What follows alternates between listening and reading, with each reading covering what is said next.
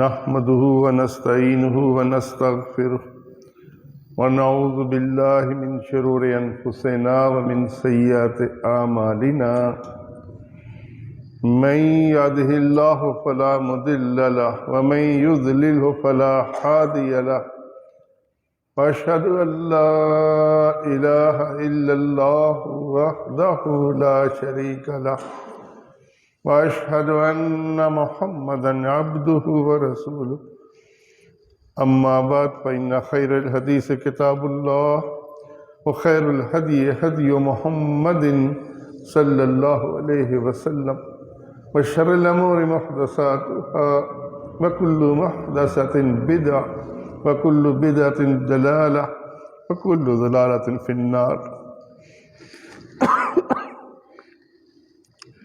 اللهم صل على محمد وعلى آل محمد كما صليت على إبراهيم وعلى آل إبراهيم إنك حميد مجيد. اللهم بارك على محمد وعلى آل محمد كما باركت على إبراهيم وعلى آل إبراهيم إنك حميد مجيد. أعوذ بالله السميع العليم من الشيطان الرجيم. بسم الله الرحمن الرحيم. أم حسبتم أن تدخلوا الجنة ولما يعلم الله الذين جاهدوا منكم ويعلم الصابرين.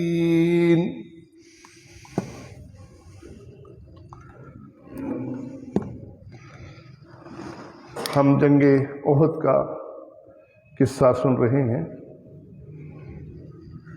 جنگ احد میں وہ صحابہ جن کی اللہ نے تعریف کرتے ہوئے فرمایا تھا کہ ان میں سے تم میں سے وہ بھی ہیں جو آخرت کے طلبگار ہیں. آج ہم جنت کے حصول کے لیے ان کی محنتوں کا تذکرہ پڑھیں گے. سیدنا انس بیان کرتے ہیں کہ میرے چچا انس، ان کے بھی نام انس تھا، چچا کا نام بھی، وہ جنگ بدر میں شریک نہیں ہو سکے. انہیں اس بات کا بڑا دکھ تھا. جنگ احد کے موقع پر ان کے جذبات بڑے ابھرے ہوئے تھے، اور جب یہ شکست کے آثار سے پیدا ہوئے، لوگ بھاگنے لگے، تو وہ جنگ کی طرف بڑھنے لگے، کفار کی طرف بڑھنے لگے. اور انہیں راستے میں 7 بن معاذ ملے. انہوں نے انہیں کہا کہاں جا رہے ہو؟ مجھے تو احد کے اس میدان میں جنت کی خوشبو آ رہی ہے. بخاری مسلم کی روایت ہے. وہ دشمن کے اندر گھس گئے، اور سیرت ابن اسحاق کی صحیح روایت ہے کہ جب ان کی لاش مبارکہ دیکھی گئی تو اس پر 80 تیروں اور نیزوں کے نشان تھے، اور ان کی پہچان ممکن نہیں تھی. ان کی بہن نے انگلیوں کے پوروں سے اپنے بھائی کو پہچانا، اور انہوں نے کہا یہ میرا بھائی ہے. جنہوں نے قربانی دینی ہوتی ہے جنت کے حصول کے، جنہوں نے محنت کرنی ہوتی ہے، ان کا پھر یہی حال ہوتا ہے کہ وہ میدان جنگ کے اندر گھس کر دشمن کے اندر زخمی ہوتے ہوئے بھی لڑتے رہے، یہاں تک کہ 80 زخم پر 80 سے اوپر تلوار اور تیر کے نشان موجود تھے. ایک صحابی ہیں سیدنا عمرو انصاری، یہ روایت بھی سیرت ابن اسحاق کی ہے اور صحیح روایت ہے. یہ پاؤں سے لنگڑے تھے. ظاہر ہے لنگڑا بندہ جنگ کیسے کرے؟ جنگ بدر میں یہ حاضر ہوئے، کہنے لگے یا رسول اللہ میں نے آپ کے ساتھ جنگ میں شامل ہونا ہے. آپ صلی اللہ علیہ وسلم نے فرمایا تمہارے پاس عذر ہے، تم گھر جاؤ. نبی کریم صلی اللہ علیہ وسلم نے ان کو بھیج دیا.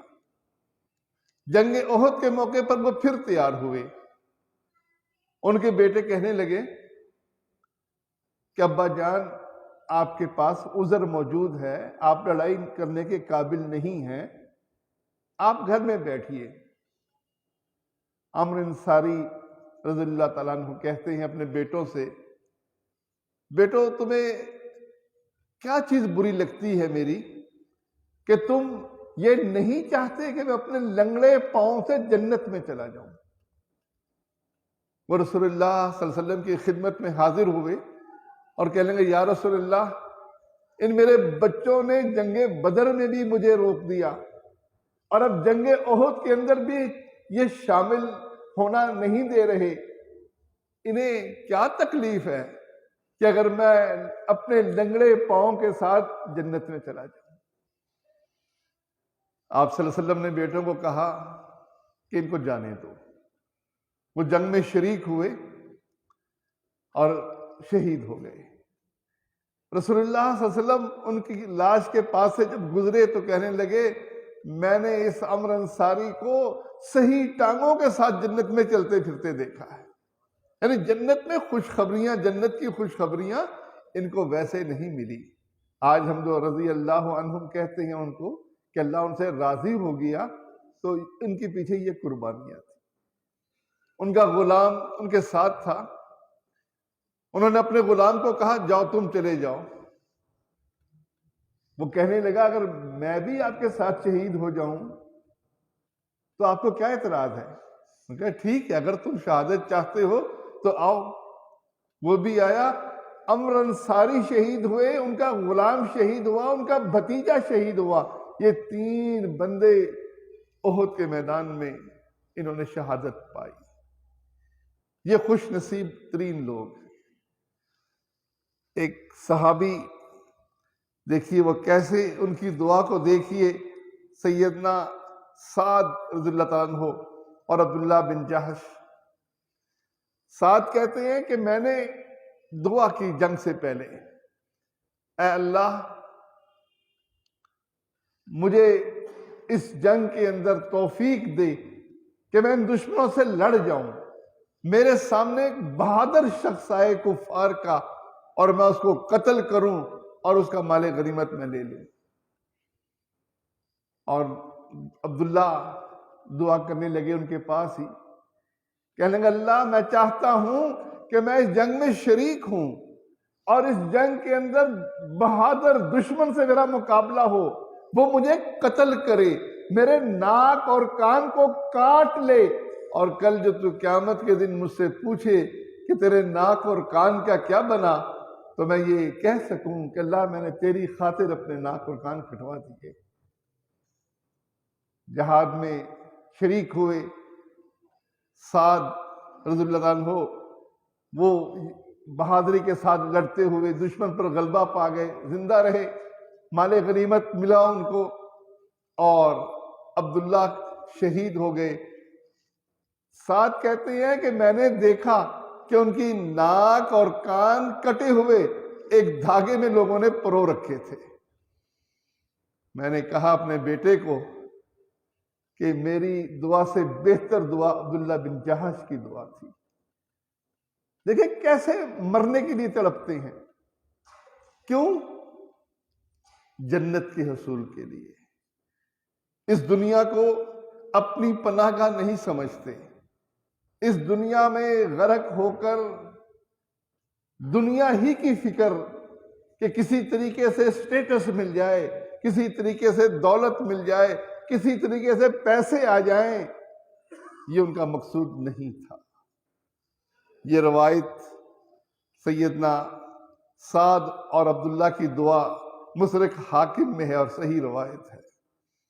صحیح بخاری میں ایک صحابی کا تذکرہ ہے کہ ایک مشرک تھا، وہ رسول اللہ صلی اللہ علیہ وسلم کی خدمت میں عین جنگ کے موقع پر حاضر ہوا، کہنے لگا یا رسول اللہ پہلے اسلام قبول کروں یا پہلے جنگ کروں؟ آپ نے فرمایا پہلے اسلام قبول کر پھر جہاد کر۔ اس نے اسلام قبول کیا، جہاد میں شامل ہوا اور شہید ہو گیا۔ رسول اللہ صلی اللہ علیہ وسلم فرمانے لگے عمل قلیل کیا، اجر بڑا پا لیا۔ یعنی نہ نماز پڑھنے کا موقع ملا، نہ روزے رکھنے کا موقع ملا، ایمان قبول کیا، ایمان قبول کرتے ہی جہاد میں شریک ہوا اور جنت میں پہنچ گیا۔ آپ نے فرمایا عمل قلیل کیا لیکن اجر بہت پا لیا۔ صحیح بخاری کی روایت ہے۔ ایسے ہی سعد بن ابی وقاص، یہ بھی صحیح بخاری کی روایت ہے، جب رسول اللہ صلی اللہ علیہ وسلم اکیلے رہ گئے، چند صحابہ ان کے گرد تھے، تو سعد رضی اللہ تعالیٰ عنہ یہ آپ کے ساتھ تھے، تو آپ صلی اللہ علیہ وسلم تیر نکال کر ان کو پکڑا رہے تھے اور وہ تیر دشمنوں کو مار رہے تھے۔ ایک موقع پر آپ نے تیر مارتے ہوئے اس کو کہا، سعد میرے ماں باپ تجھ پر قربان، تیر چلا۔ یہ سعادت کسی اور صحابی کو نصیب نہیں ہوئی، یہ سعادت صرف سعد بن ابی وقاص کو نصیب ہوئی، جس میں اللہ کے نبی صلی اللہ علیہ وسلم کہتے ہیں کہ اے سعد میرا ماں باپ تجھ پر قربان، تیر چلا۔ صحیح بخاری کی روایت ہے۔ یہ خوش نصیب ترین لوگ، آج ہم ان کی خطاؤں کو پکڑ کر اتنی بڑھا دیتے ہیں اور سمجھتے ہیں کہ بس ہم بہت بڑا کارنامہ کر رہے ہیں۔ یہ قربانیاں اتنی آسان نہیں تھی۔ یہ جو اللہ کے نبی صلی اللہ علیہ وسلم نے خوشخبری سنائی تھی جنگ بدر میں شامل ہونے والوں کو کہ آج کے بعد تم کچھ کرو اللہ نے تم کو معاف کر دیا ہے، یہ انہی قربانیوں کا نتیجہ تھا۔ ایسے ہی طلحہ رضی اللہ تعالیٰ عنہ، یہ روایت بھی بخاری مسلم کی روایت ہے۔ طلحہ کے پاس ہتھیار ختم ہو گئے، مقابلے کے لیے ڈھال نہیں بچی، وہ رسول اللہ صلی اللہ علیہ وسلم کے آگے کھڑے ہو گئے اور دشمن تیر مار رہے تھے، وہ اپنے ہاتھوں سے تیر روک رہے تھے، ان کے ہاتھ شل ہو گئے لیکن کوئی تیر رسول اللہ صلی اللہ علیہ وسلم کے پاس انہوں نے نہیں آنے دیا۔ ایسے ہی ایک اور صحابی ابو طلحہ، وہ بھی رسول اللہ صلی اللہ علیہ وسلم کے بچانے کے لیے وہ ڈھال لے کر آئے اور اپنی ڈھال سے تیر روکتے تھے اور دشمن تیر خوب مار رہا تھا، وہ ڈھال آگے کرتے تیر رک جاتے تھے، ڈھال سے تیر روکتے تھے۔ 3 کمانیں ان کی ہاتھ سے ٹوٹی اور رسول اللہ صلی اللہ علیہ وسلم کے پاس جو بھی گزرتا آپ کہتے اپنی تیر یہاں چھوڑ جا صحابی کو، اور آپ صلی اللہ علیہ وسلم تیر ان کو دیتے اور پھر وہ مقابلہ کرتے۔ آپ صلی اللہ علیہ وسلم سر اٹھا کر ان کے پیچھے سے کافروں کو دیکھ رہے تھے۔ ابو طلحہ عرض کرنے لگے، یا رسول اللہ اپنا سر میرے پیچھے رکھیے، ایسا نہ ہو کوئی تیر آپ کو لگ جائے۔ کتنی محبت تھی اور محبت کے لیے کتنی قربانیاں تھیں ان صحابہ کرام کی۔ یہ روایت بھی بخاری مسلم کی روایت ہے۔ سعد بن ابی وقاص تیر چلا رہے تھے، آپ صلی اللہ علیہ وسلم نے ایک شخص کو دیکھا جس نے مسلمانوں کو زندہ جلا دیا تھا۔ آپ نے سعد بن ابی وقاص کو کہا اس کو تیر مار، انہوں نے تیر مارا اور وہ گر گیا، مر گیا۔ آپ کو تو بڑی خوشی ہوئی، آپ کھل کھلا کر مسکرائے۔ تو اللہ کے نبی صلی اللہ علیہ وسلم نے یہ جو صحابہ کو یہ باتیں بشارتیں دی ہیں، بھائیو یہ پیچھے ان کا معاملہ تھا۔ سیدنا جابر، یہ روایت بھی صحیح بخاری کی ہے، مسند احمد میں بھی اس کی تفصیل موجود ہے۔ جابر بن عبداللہ رضی اللہ تعالیٰ عنہ بیان کرتے ہیں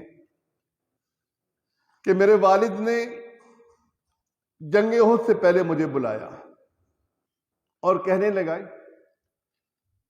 کہ میرا دل تو یہ چاہتا تھا کہ تو میرے سامنے شہید ہو اور مجھے خوشی ہو، لیکن پیچھے 2 مسئلے ہیں، ایک میری بچیاں ہیں جو بھی چھوٹی ہیں، اور دوسرا میرے ذمہ قرضہ ہے۔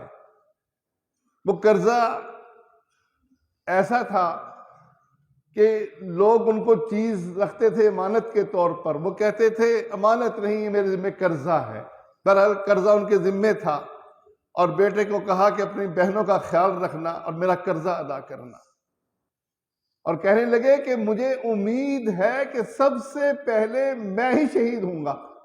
دیکھیے کیسی شہادت کے لیے ان کے دلوں میں جذبات تھے، اور ایسا ہی ہوا۔ آپ صلی اللہ علیہ وسلم کہ یہ صحابی سب سے پہلے شہید ہو گئے جنگ احد میں۔ سیدنا جابر بن عبداللہ کہتے ہیں کہ میں ان کی لاش کو اٹھا کر مدینے لے کر آیا، ابھی میں دفن کرنے ہی لگا تھا کہ اعلان کرنے والے نے اعلان کیا کہ اللہ کے نبی صلی اللہ علیہ وسلم نے حکم دیا ہے کہ جو جہاں شہید ہوا ہے اس کو وہیں دفن کرنا ہے، اس لیے جو لوگ لاشیں لے کر آ گئے ان کو واپس لے کر آئے۔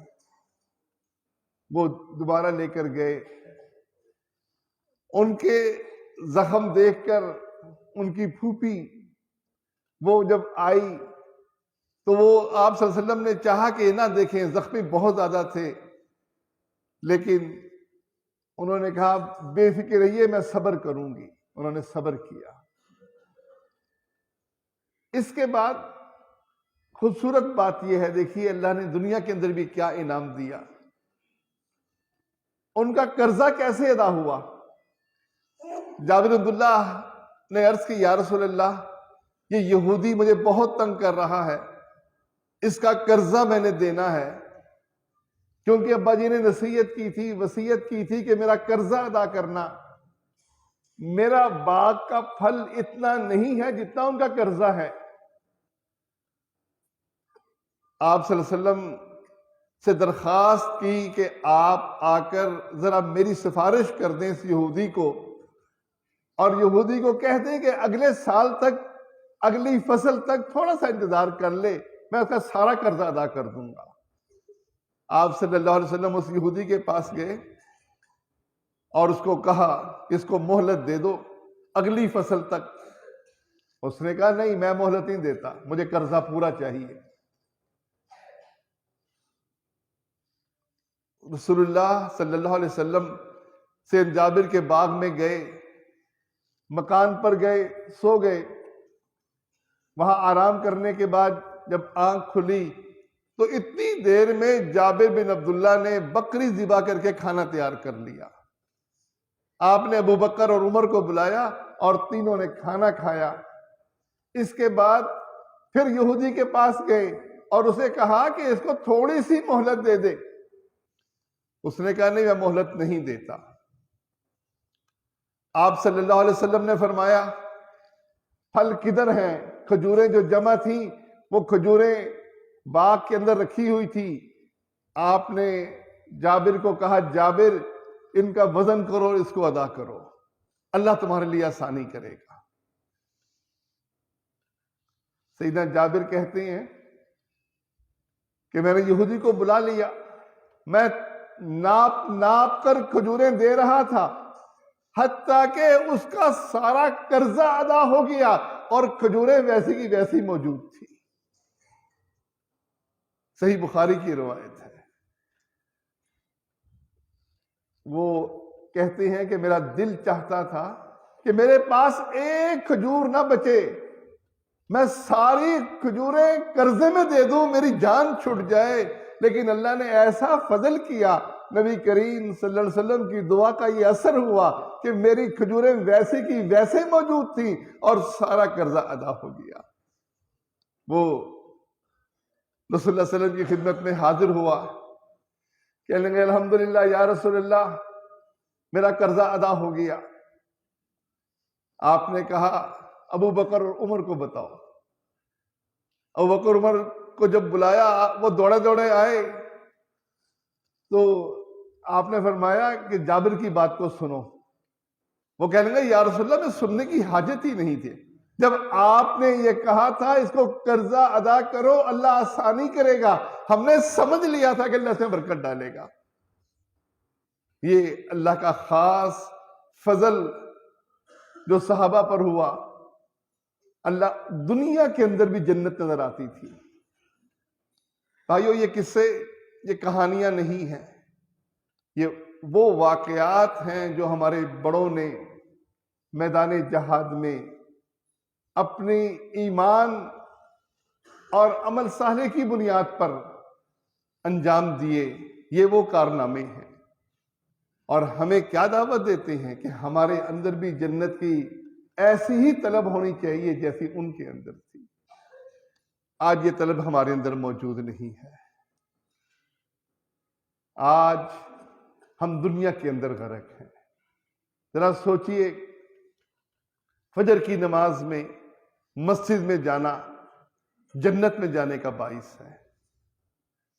آپ صلی اللہ علیہ وسلم نے نماز کی جو اہمیت بیان کی ہے اور جماعت کی جو اہمیت بیان کی ہے، وہ جنت میں جانے کا بہترین ذریعہ ہے۔ ہم میں سے کتنے لوگوں کو توفیق ہوتی ہے کہ فجر کی نماز وہ جماعت کے ساتھ ادا کریں؟ ذرا سوچئے، گرم بستر چھوڑ کر ہم فرض نماز کے لیے مسجد نہیں جا سکتے، اور جنت میں ہر کوئی جانا چاہے گا۔ نبی کریم صلی اللہ علیہ وسلم فرماتے ہیں کہ جس نے عشاء کی نماز جماعت سے پڑھی اور پھر فجر کی نماز جماعت سے پڑھی، جس نے عشاء کی نماز جماعت سے پڑھی اور سو گیا، اس کو اللہ اتنا اجر دیتا ہے جتنا آدھی رات تک اللہ کی بندگی کرنے کا ملتا ہے۔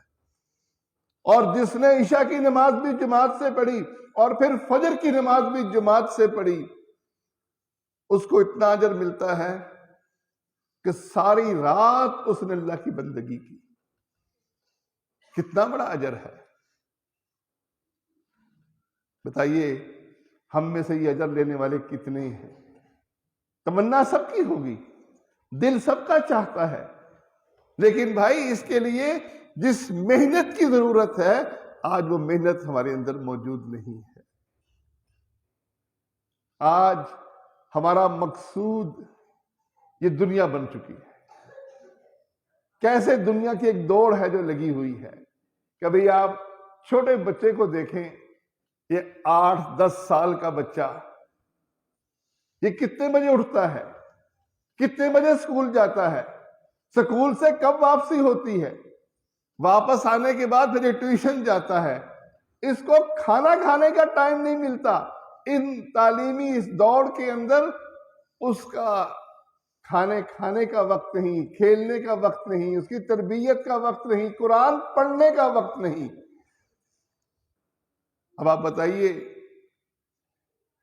کہ ہم پھر یہ سمجھیں کہ جوان ہو کر یہ آخرت کے لیے محنت کرے گا؟ کیسے ممکن ہے؟ ایک بچے نے اپنے باپ کو دیکھا کہ باپ نے ساری زندگی وہ دبئی میں گزار دی، قطر میں گزار دی، سعودیہ میں گزار دی، نہ بیوی کے پاس سکون لے سکا، نہ بچوں کی تربیت کر سکا۔ وہ بچہ کیا سمجھے گا کہ اصل مال دولت ہے؟ ابا جی اتنی محنت کرتے ہیں، اتنے پیسے بھیجتے ہیں، ہم آرام سے گاڑیوں کے اندر پھرتے ہیں، اصل کام یہ ہے۔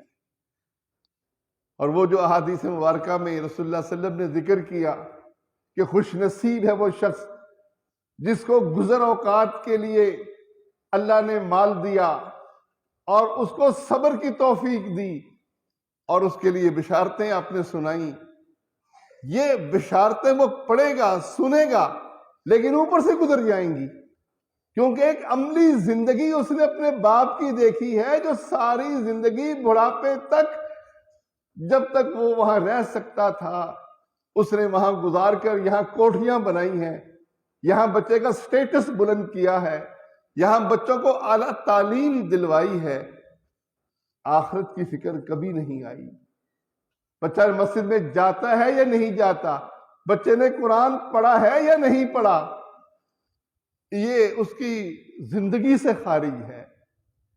جب ایسا معاملہ ہوگا تو بھائی ویسے ہی بچوں کی تربیت ہوگی۔ اس لیے یہ عملی زندگی صحابہ کی، یہ عملی زندگی صحابہ کی اگلی نسل دیکھ رہی تھی، ان کی تربیت ہو رہی تھی۔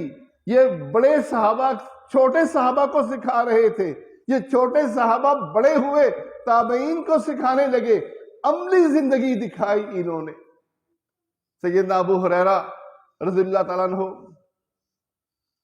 ایک ریشمی رومال سے ناک صاف کرتے ہوئے ہنستے ہیں جب وہ گورنر بنے، کہتے ہیں ابو ہریرہ آج دیکھ اس رومال سے تو ناک صاف کرتا ہے، وہ وقت یاد کر جب بھوک سے تو بے ہوش ہو جایا کرتا تھا اور لوگ تجھ کو دیوانہ جان کر تیرے اوپر سے گزرتے تھے، وہ وقت تیرے اوپر رہا ہے۔ یہ عاجزی ہمارے اندر نہیں ہے، ہم دنیا کے طلبگار ہیں۔ کبھی سوچئے آپ نے ایک مکان بنایا، بڑی محنت سے مکان بنایا، اور پھر آپ کو پتا چلا مکان بنانے کے بعد کہ آس پاس کوئی توحید والوں کی مسجد نہیں ہے، کوئی ایسی مسجد نہیں ہے جہاں میں بچوں کو بھیج کر مطمئن ہو جاؤں کہ یہ قاری اس کو کوئی توحید کی بنیادی باتیں سکھا دے گا۔ کبھی اتنی طاقت دل میں آئی ہے کہ اس مکان کو بیچ کر میں مسجد کے قریب مکان خرید لوں؟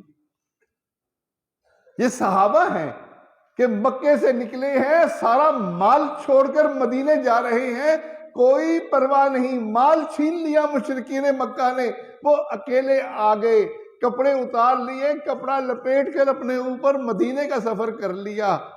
یہ اصل زندگی ہے۔ آج ہم سے مسجد سے دور مکانات بیچ کر نیا مکان خریدنے کی توفیق نہیں ہوتی، اور اگر کسی گاؤں کے چودھری ہو بندہ اور گاؤں کے اندر کوئی توحید والوں کی مسجد نہ ہو تو اس کو کہا جائے بھئی تو اس گاؤں کو چھوڑ دے۔ جی میری زمینیں، بھائی یہ زمینیں تو تیرے باپ کی بھی تھی، تیرے دادا کی بھی تھی، تیرے پردادا کی بھی تھی، یہ زمینیں یہیں پڑی رہ جائیں گی۔ زندگی میں اللہ تعالیٰ جس بات کو پوچھے گا کہ تو نے زندگی میں میرے حکموں کے مطابق کتنا عمل کیا، یہ چیز تو ممکن نہیں ہے۔ اس لیے بھائیوں، یہ صرف سننے والی باتیں نہیں ہیں، جب تک ہم ان کو دلوں میں نہیں اتاریں گے، جب تک ہم ان کے لیے یہ اپنے اندر احساس پیدا نہیں کریں گے کہ یہ ہمارے ہیرو ہیں۔ ہمارے ہیرو بدل گئے، ہمارے ہیرو نواز شریف بن گئے، کوئی عمران خان بن گیا، کسی کا شہباز شریف بن گیا، کسی کا بلاول بھٹو بن گیا، ہمارے ہیرو یہ بن گئے۔ اور یہ ہمارے سامنے ہیں، یہ زمیندار کس طریقے سے دنیا کے لیے 70-80 سال کی عمر میں ذلیل ہو رہے ہوتے ہیں، یہ ہمارے سامنے ہے۔ شہرت، عزت، عہدہ، ہم کہتے ہیں یہ ہمارے ہیرو ہیں، ہم ان کی طرح کام کریں۔ یہ جو ہیرو قرآن بیان کرتا ہے، انبیاء کی تاریخ، صحابہ کی تاریخ، یہ ہمارے ہیرو نہیں رہے، کیونکہ ہیرو وہ ہوتا ہے جس کی ہسٹری سن کر آدمی کے اندر جذبہ پیدا ہوتا ہے، آدمی ایسا کرنا چاہتا ہے۔ آج ہماری کتابوں کے اندر یہ قصے موجود نہیں ہیں۔ تو بھائیو، یہ مہلت پہلی اور آخری مہلت ہے جو مجھے اور آپ کو ملی ہے۔ اپنے ہم ذہن کو بدلیں، اپنے ہیرو کو بدلیں، اپنی لائن آف ایکشن کو بدلیں، دیکھیں کہ ہم کس راستے پر جا رہے ہیں اور صحیح راستہ کون سا ہے۔ کامیابی کا راستہ وہی راستہ ہے جس میں آپ دین سیکھتے ہیں۔ اب تو آن لائن بڑے کورسز ہو رہے ہیں، یہاں ہماری مسجد کے اندر بھی ماشاءاللہ کاشا زیدی بھی کچھ کورس کروا رہا ہے۔ اب یہ چیزیں دین سیکھنا مشکل نہیں، آج کے دور میں اس انٹرنیٹ کی وجہ سے دین سیکھنا مشکل نہیں رہا، لیکن گھر بیٹھ کر وقت نکالنا ہمارے لیے یہ مشکل ہو گیا ہے۔ ہمارے لیے ترجیحات ہماری بدل گئی ہیں۔ ہمیں دن میں آدھے گھنٹے کے لیے، بلکہ دن تو دور کی بات ہے، ہفتے میں بھی کوئی کہہ دے کہ آدھے گھنٹے کا آن لائن درس ہوگا، یہ ذرا سنیے گا، ہم کہتے ہیں مولوی باتیں کرتے ہی رہتے ہیں، کیا فائدہ ہے سننے کا؟ یہ تربیت، جو اصل تربیت اور تصفیہ ہے، یہ آج ہمارے اندر موجود نہیں ہے۔ اور احساس کب ہوگا؟ مرنے کے بعد ہوگا، لیکن اس احساس کا فائدہ نہیں ہوگا۔ یہ پہلا اور آخری موقع ہے بھائیوں، کوئی سپلیمنٹری نہیں ہوگی، ری چانس نہیں دیا جائے گا۔ امتحان کا رزلٹ آئے گا، وہ فائنل رزلٹ ہوگا، یا آپ ایمان والوں کے ساتھ جنت میں جا رہے ہوں گے یا جہنم مقام بن رہا ہوگا، اس وقت حسرت ہوگی، اس وقت افسوس ہوگا، لیکن اس افسوس کا فائدہ کوئی نہیں ہوگا۔ اس لیے وقت نکالیے، دین سیکھیے۔ یہ آن لائن کورسز جو ہو رہے ہیں ان میں خود بھی شامل ہوں، اپنے بچوں کو بھی شامل کریں۔ کہیں آس پاس توحید والا کوئی درس دے رہا ہو، اس کا درس سننے کے لیے جائیے۔ یہ آپ کے اصل استاد ہیں جن سے آپ آنکھیں بند کر کے دنیا کے استادوں کے پیچھے، ٹھیک ہے میتھ، کیمسٹری، فزکس، وہ سب اپنی ضرورت ہے، وہ فنون ہے، وہ علم نہیں ہے۔ علم قرآن اور سنت کا ہے۔ اللہ مجھے اور آپ کو توفیق دے کہ ہم قرآن و سنت کو سیکھنے والے، اس کے مطابق اپنے آپ کو ڈھالنے والے بن جائیں۔ آمین یا رب العالمین۔